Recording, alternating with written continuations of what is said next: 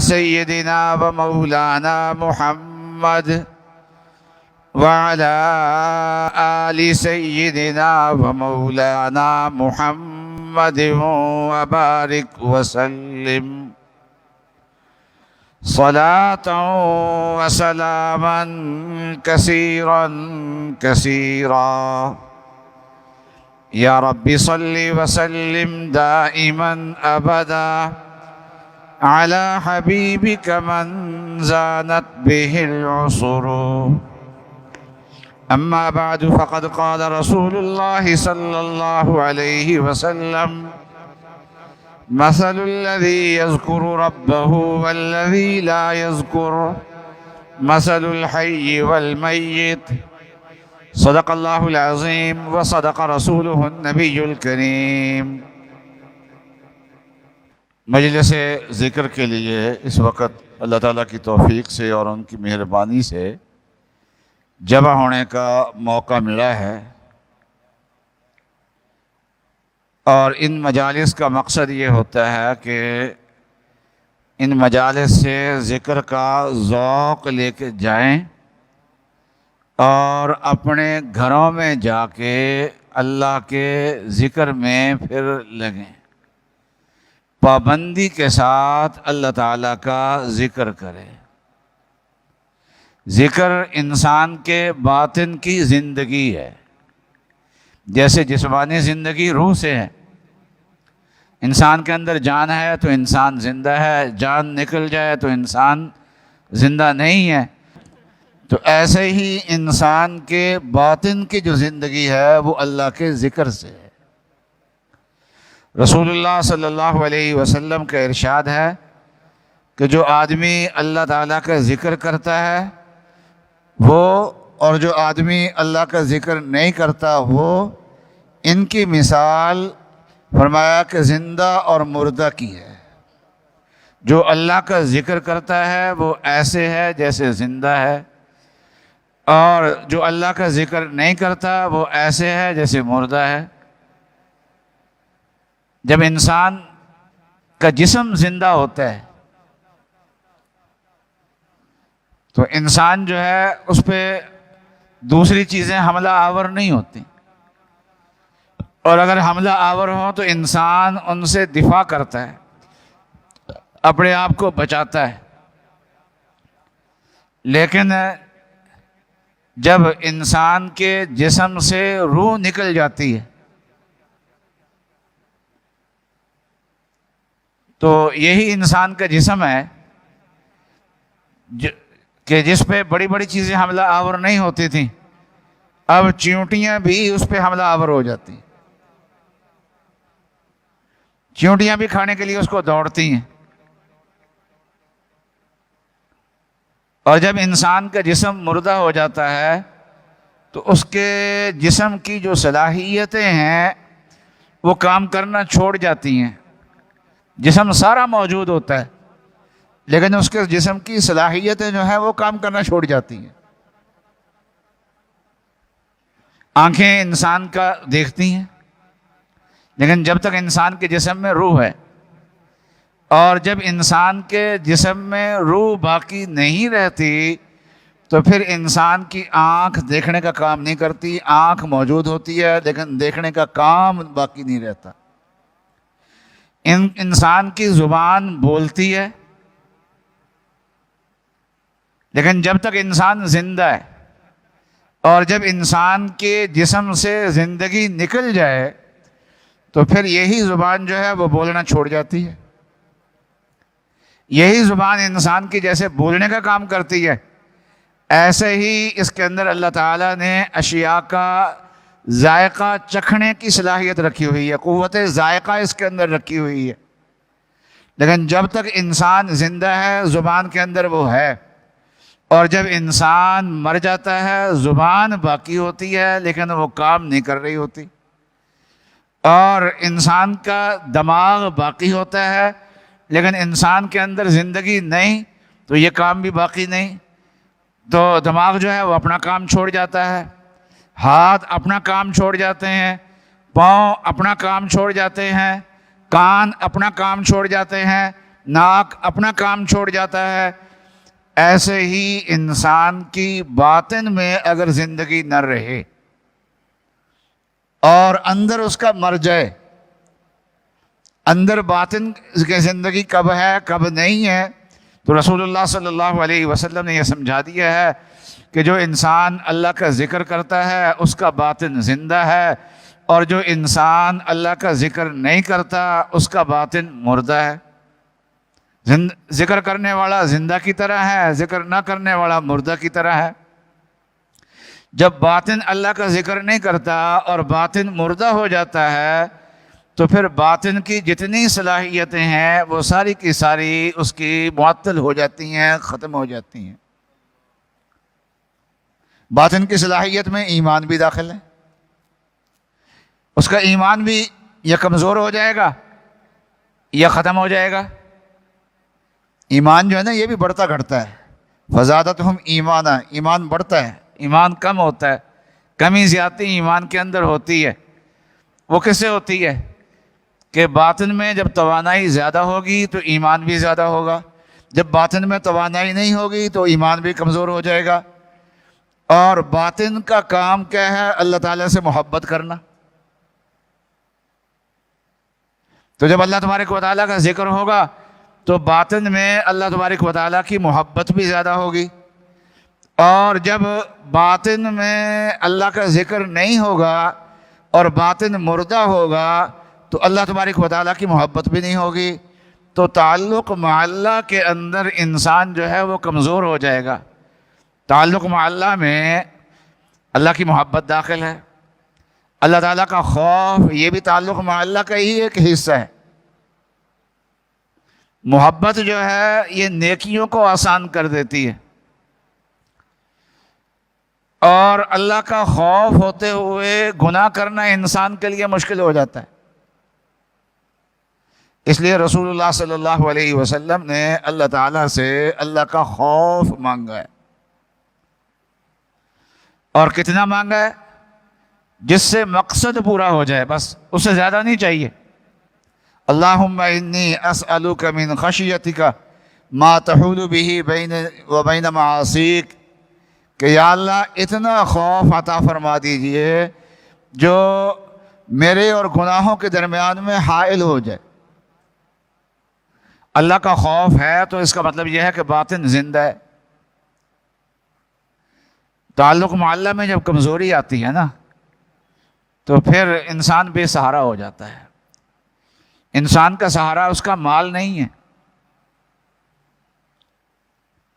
انسان کا سہارا اس کی جائیدادیں نہیں ہیں، انسان کا سہارا اس کا کاروبار نہیں ہے۔ کاروبار تو ایک حد تک ضرورت پوری کرتا ہے، اس حد تک سہارا ہے، لیکن یہ ہے کہ انسان کو سنبھال لے، یہ چیزیں ان کے اندر یہ صلاحیت نہیں ہے۔ انسان کے اندر جو انسان کو طاقت دیتی ہے وہ چیز، وہ تعلق مع اللہ ہے۔ تعلق مع اللہ اگر تنگ دستی کے اندر بھی ہو تو انسان خوش ہے۔ رسول اللہ صلی اللہ علیہ وسلم کے پاس ایک خاتون آئی اور اس نے عرض کیا کہ یا رسول اللہ میں اپنی جان آپ کو ہبہ کرتی ہوں، آپ کو گفٹ کرتی ہوں، مطلب یہ کہ آپ مجھ سے نکاح کر لیں۔ تو رسول اللہ صلی اللہ علیہ وسلم نے خاموشی اختیار فرمائی، جس سے معلوم ہوا کہ آپ کا ارادہ نکاح کرنے کا نہیں ہے۔ تو ایک صحابی موجود تھے، کہنے لگے کہ یا رسول اللہ اگر آپ کا ارادہ نہیں ہے اور یہ عورت مجھ سے نکاح کرنے کے لیے تیار ہو تو پھر میرا نکاح کر دو، میری شادی نہیں ہوئی ابھی۔ تو رسول اللہ صلی اللہ علیہ وسلم نے فرمایا کہ بھئی مہر کیا دے گا؟ انہوں نے کہا یا رسول اللہ کچھ بھی نہیں ہے، بس 2 چادریں اس نے پہنی ہوئی تھی، ایک تہبند باندھا ہوا تھا، ایک چادر اوپر سے اوڑھی ہوئی تھی۔ اس زمانے میں لوگ کرتا بھی پہنتے تھے، اور بہت سارے لوگ جو ہے وہ کرتا پہننے کی بجائے اوپر سے ویسے ہی چادر اوڑھ لیتے تھے، جیسے احرام کی حالت میں ہوتا ہے، اس احرام بڑا لباس ہوتا تھا، ایک چادر اوپر اور ایک چادر نیچے. کہنے لگے یا رسول اللہ یہ 2 چادریں ہیں، ایک نیچے باندھی ہوئی ہے ایک اوپر ہے. تو رسول اللہ نے فرمایا کہ یہ تو مہر میں نہیں دے سکتے، اگر اس کو دے دے گا تیرے پاس کچھ نہیں رہے گا. اور اس چادر کو پھاڑ کے تقسیم کر دیا تو کسی کے کام کی بھی نہیں رہے گی. آپ نے فرمایا جاؤ گھر جا کے دیکھ کے آؤ گھر میں کوئی چیز ہے. کہنے لگا جی گھر میں کچھ نہیں ہے، بس یہی ہے جو کچھ ہے، گھر میں اور کچھ نہیں ہے. اور گھر میں ایک بستر ہے، کمبل ہے، آدھا میں نیچے بچھا لیتا ہوں آدھا اوپر اوڑھ لیتا ہوں. فرمایا کہ وہ بھی اب یا تو وہ استعمال کرے گا یا وہ استعمال کرے گی، اور زیادہ ہو سکتا ہے. تو فرمایا چلو گھر میں کوئی لوہے کی بنی ہوئی انگوٹھی ہی ہو، چاندی کی نہیں لوہے کی ہو. کہنے لگا یہ وہ بھی نہیں. حضرت صلی اللہ علیہ وسلم خاموش ہو گئے، وہ بھی خاموش ہو گیا. تنگ دستی کا یہ حال ہے. تو آپ نے پوچھا ابھی قرآن پاک کتنا آتا ہے؟ اس نے کہا جی فلاں صورت فلاں صورت فلاں صورت، جو صورتیں یاد تھیں وہ بتا دیں کہ یہ اتنی صورتیں جو ہیں مجھے یاد ہیں. سارا قرآن تو اس وقت ابھی نازل ہی نہیں ہوا تھا نا، حضور صلی اللہ علیہ وسلم کے زمانے میں ابھی نازل ہو رہا تھا ابھی. تو جو صورتیں آتی تھی وہ بتا دی کہ یہ صورتیں مجھے آتی ہیں. تو حضرت صلی اللہ علیہ وسلم نے فرمایا کہ اس جو صورتیں تجھے قرآن پاک کی آتی ہیں، ان صورتوں کی وجہ سے تیرے ساتھ نکاح کرتا ہوں. اس عورت کا صورتوں کو مہر نہیں بنایا، لیکن صورتوں کی وجہ سے احترام کیا، نکاح کر دیا. مہر بعد میں ادا ہوتا رہے گا. اب تنگ دستی کا یہ عالم ہے، تنگ دستی کا یہ عالم ہے، اور خوش ہے اس لیے کہ دل جو ہے وہ تعلق مع اللہ سے معمور ہے. اور کتنے لوگ ہیں جو مالدار ہیں خودکشیاں کر رہے ہیں. ابھی کچھ واقعات چل رہے ہیں ہمارے فیصل آباد کے بھی چل رہا ہے واقعہ، کس حد تک وہ واقعہ کی واقعہ تو حقیقت ہی ہے، لیکن واقعہ کے پیچھے اسباب کیا ہیں یہ کیا ہے. تو جب آدمی خودکشی کرتا ہے اصل میں اس وقت وہ بے سہارا ہوتا ہے، تب کرتا ہے. خودکشی کرتا ہے نا تو بے سہارا ہوتا ہے، اس وقت کرتا ہے. اس لیے اللہ تعالیٰ نے جہاں خودکشی سے منع کیا ہے نا، وہاں ساتھ سہارا ایک بتایا ہے. فرمایا وَلَا تَقْتُلُوا أَنفُسَكُمْ، اپنے آپ کو قتل نہ کرو. ان اللہ کان بکم رحیما، کہ اللہ تبارک و تعالیٰ تو بڑے مہربان ہے. مطلب یہ ہے کہ جس کی نظر اللہ تعالیٰ کی مہربانی پہ ہوگی وہ آدمی خودکشی نہیں کرے گا.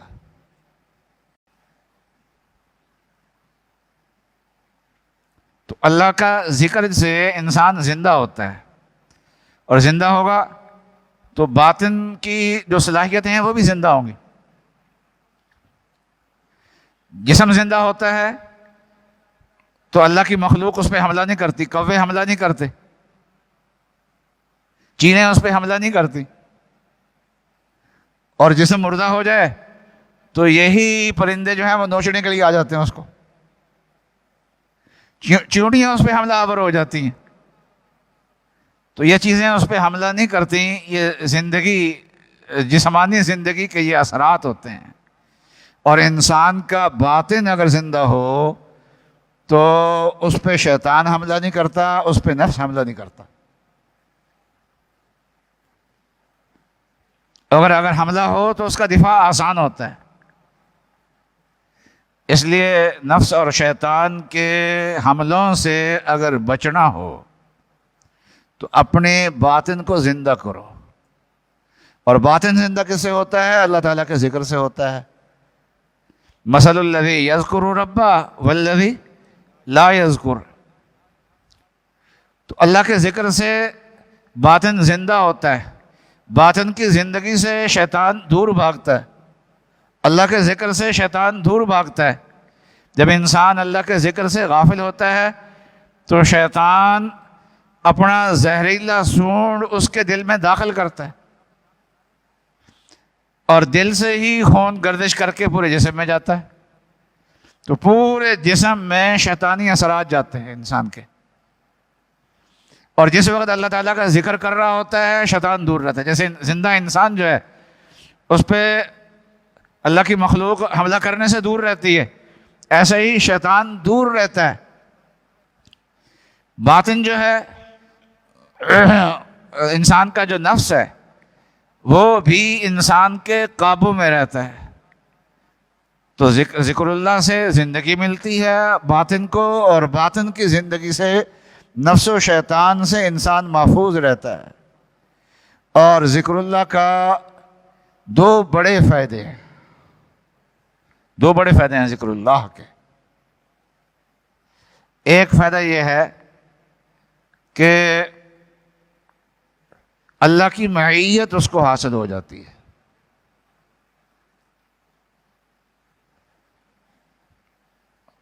تو حدیث قدسی ہے کہ رسول اللہ تعالیٰ فرماتے ہیں کہ انا معہ اذا ذکرنی، جب انسان میرا ذکر کرتا ہے میں اس وقت اس کے ساتھ ہوتا ہوں۔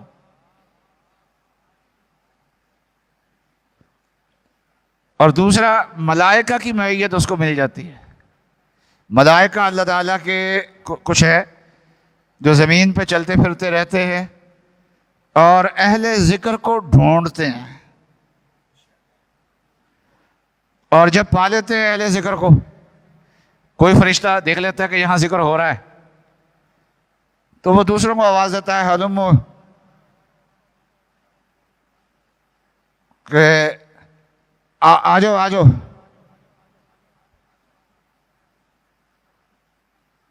اور ایک دوسرے کو آواز دیتے ہیں کہ ہلمو الی حاجتکم، آ جاؤ اپنی حاجت کی طرف، تو وہ آ کے اپنے پروں سے ان کو ڈھانپ لیتے ہیں۔ اور بعض یہاں جو انسانوں کا مجمع ہوتا ہے نا، یہ ہوتا ہے ایک کے پیچھے ایک، آگے پیچھے بیٹھتے ہیں، ہم بیٹھیں گے زمین پہ ہی، ہم زیادہ سے زیادہ وہ ہال بنے ہوتے ہیں کانفرنس ہال، اس میں کرسیوں کی ترتیب ہوتی ہے، پچھلی کرسی اس سے اوپر، اس سے پچھلی کرسی اوپر کانفرنس ہالوں میں۔ تو لیکن ملائکہ جو ہیں ان میں طاقت اللہ نے رکھی ہوئی ہے، وہ زمین، وہ آسمان و زمین کے درمیان معلق رہتے ہیں، وہ زمین پہ بیٹھنے کی ان کو ضرورت نہیں ہوتی، وہ نیچے فرشتے آتے ہیں، دوسرے آتے ہیں، وہ اس سے اوپر آتے ہیں، اس سے اوپر آسمان تک فرشتے جو ہے ان کی لائن لگ جاتی ہے۔ تو بھائی اللہ کا ذکر کرنا چاہیے، اور ذکر میں سب سے زیادہ اہم چیز نماز ہے، یہ اللہ کا فرض ذکر ہے۔ اور یہ جو ہم لا الہ الا اللہ کا ذکر کرتے ہیں، اللہ اللہ کا ذکر کرتے ہیں، ہے تو یہ مستحب، لیکن فرض ذکر میں جان ڈالنے والی چیز ہے یہ، اس کے ذریعے سے فرض ذکر جو ہے اس کے اندر بھی جان پڑ جاتی ہے۔